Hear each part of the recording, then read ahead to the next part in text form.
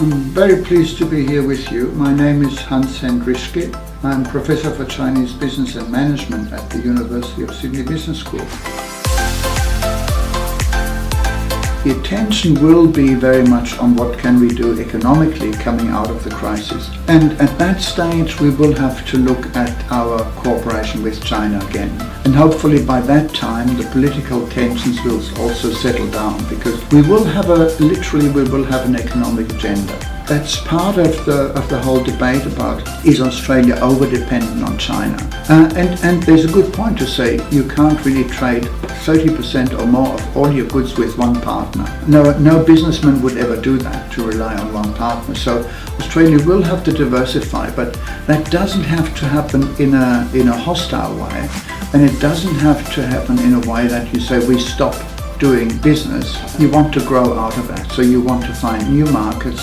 Australia and China could even go together in new markets, because Australia is part of Chinese supply chains that go into Southeast Asia or into other global markets. So I think there are good opportunities that could be realized once relations have calmed down, and I think once we come out of COVID. At the moment COVID literally blocks any move of people, move of contact, so you can't do much, but this is not going to go forever. I think we'll have probably later this year or certainly next year, we'll have to look at ways in addressing economic problems.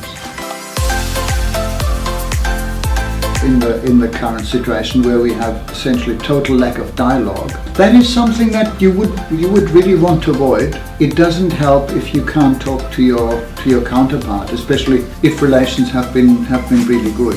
What I'm concerned is that over time, if this lack of dialogue continues, people will lose what we call social capital. That is contacts and constant ongoing change of information between two countries or between companies as well, which is quite crucial to stay in the game. China is a very communicative society. If you're not on your WeChat, if you're not constantly able to communicate, you might lose opportunities and you might not be up to date and miss chances that you might have otherwise. So I think what's important is that at a time when the government contacts are relatively low, that other people-to-people contact or business-to-business contacts or university-to-university contacts come in and are allowed, in fact, to interact with their partners. That's something what we see at the moment, that if we have business partners, or if people have other partners, or if one government is reluctant to talk to the other government,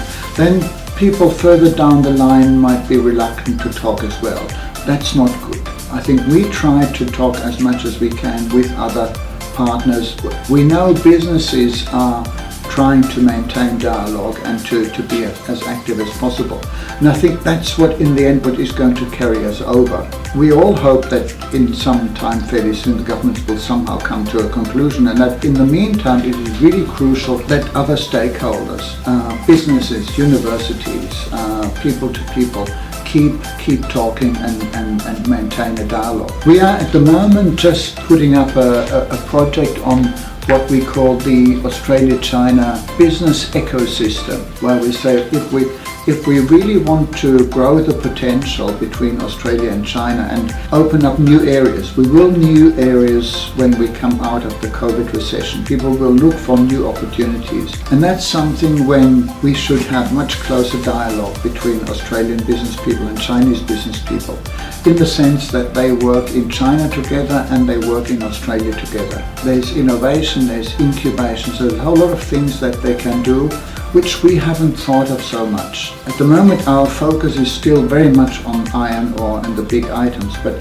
underneath that there's a whole lot of smaller cooperation, bringing in smaller enterprises by partnerships with Chinese counterparts. All these are opportunities that are really quite important, and they will become more important when we come out of COVID.